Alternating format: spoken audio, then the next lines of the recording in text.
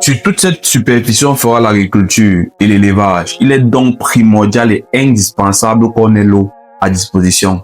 Ici, il nous faudra au minimum 10 000 litres d'eau par jour. Donc, il faudrait que les études soient convenablement effectuées et que la connaissance des travaux nous permette de savoir effectivement si on pourra avoir les 10 000 litres d'eau par jour. Je compte sur vous pour me produire ces résultats. Donc ici, il s'agissait naturellement d'un client pour lequel on avait déjà réalisé un projet dans sa maison de campagne. Et là, le projet devait être réalisé cette fois en Simalène, à Yaoundé.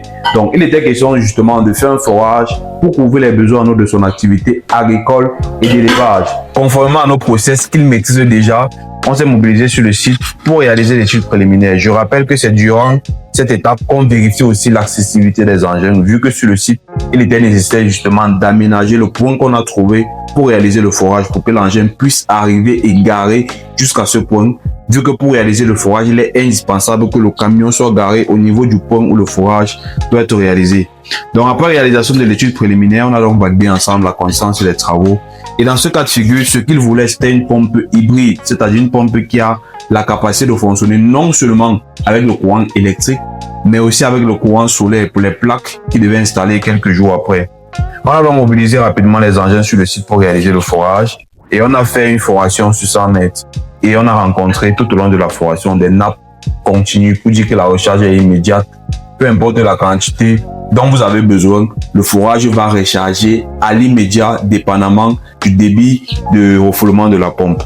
Et après fin de la foration, il était question d'attendre quelques semaines pour que la clôture soit terminée avant qu'on ne fasse les aménagements. Donc on a donc aménagé avec la pompe hybride comme prévu. Et pendant les aménagements, il a été très surpris vu qu'on a effectué l'ensemble des aménagements, installation de la pompe, réalisation du regard en 4 heures de temps. Il a donc naturellement remarqué que nos procès se sont améliorés depuis en ce qui concerne l'aménagement, vu que dans le cas du premier projet, on les avait fait à peu près en 6 heures. Donc il a tenu à nous féliciter par rapport à ça. Et je tiens à préciser que c'est véritablement ce qui est au centre de nos process.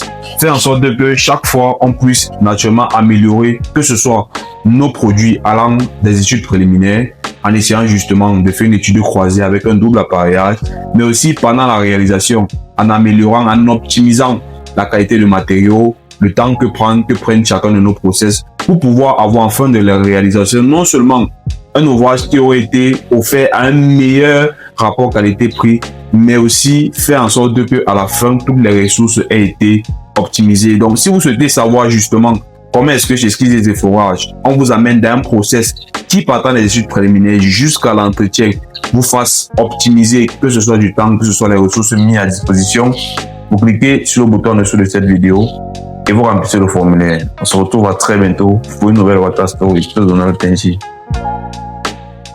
On est ensemble.